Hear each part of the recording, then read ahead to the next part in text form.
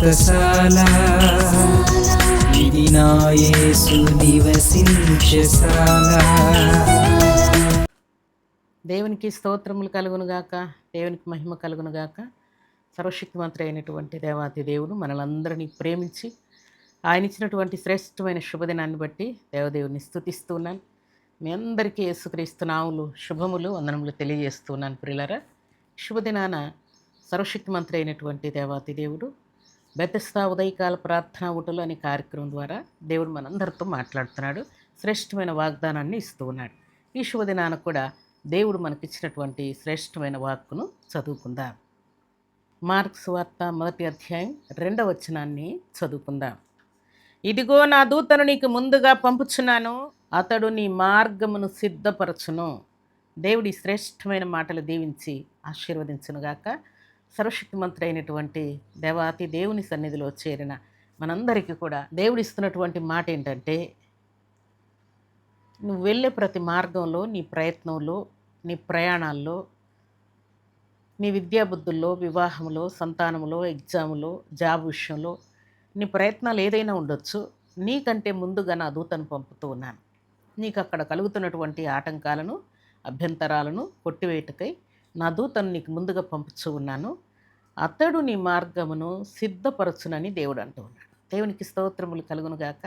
దేవుని సన్నిధిలో చేరినటువంటి దేవుని బిడ్డలమైన మనందరి జీవితాల్లో మన మార్గాలు, మన క్రియలు, మన ప్రయత్నాలు ఎన్నో ఉండొచ్చు ప్రియులరా. కానీ వాటన్నిటిలో నుండి దేవుడు మన మార్గమును సఫలపరచుటకై, సిద్ధపరచుటకై, ఆటంకాలన్నీ కొట్టివేయటకై ముందుగానే తన దూతను దేవుడు పంపిస్తూ ఉన్నాడు.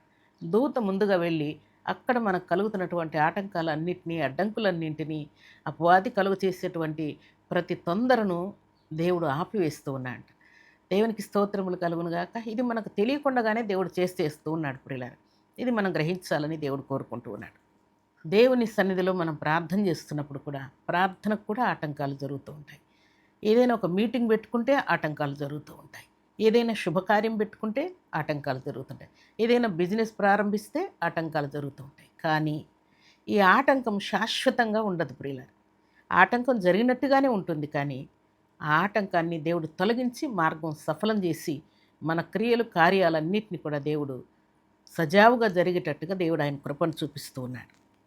మలాకీ గ్రంథం 3వ అధ్యాయం 1వ వచనం మనం చదువుకుంటే అక్కడ, ఇదిగో నాకు ముందుగా మార్గం సిద్ధపరచుటకై నేను నా దూతను పంపుచున్నాను.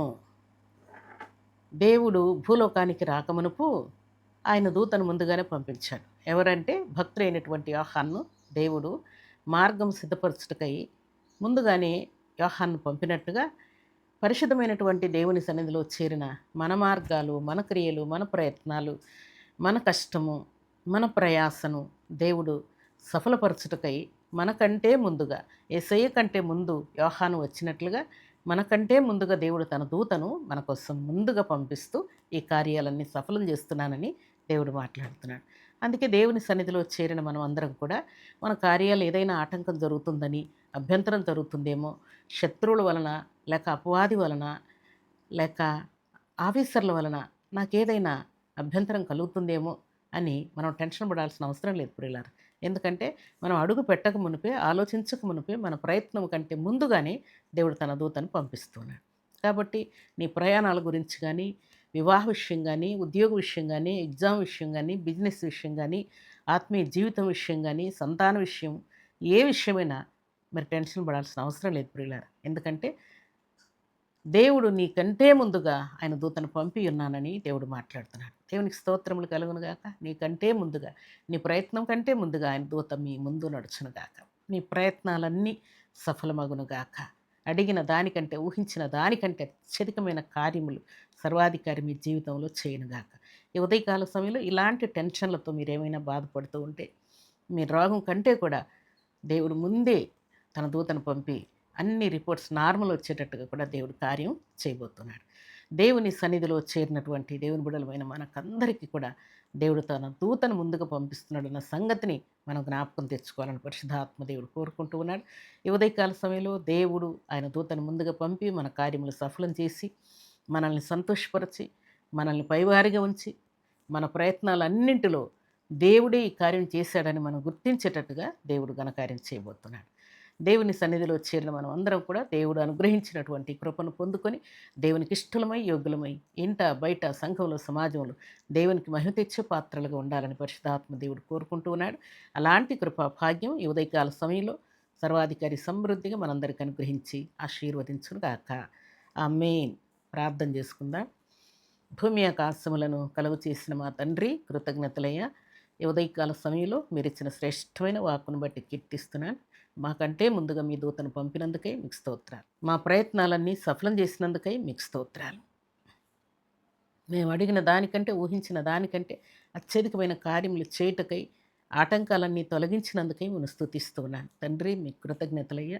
ఈ ఉదయకాల దీవెనలు, ఆశీర్వాదములు సర్వసమృద్ధిగా మీ బిడ్డలకు అనుగ్రహించి మీ బిడ్డల ప్రయత్నాలన్నీ సఫలం చేసి తండ్రి, మికుటమైన మీ ఆశీర్వాదంతో మీ బిడ్డలు నింపినందుకై స్తుతిస్తూ, ప్రతి ఆటంకమును కొట్టివేసినందుకై మనం స్తుతిస్తూ, సంపూర్ణ ఆయుష్ ఆరోగ్యం ఇచ్చినందుకై స్తుతిస్తూ ఉన్నాను. తండ్రి, మీకు స్తోత్రాలు.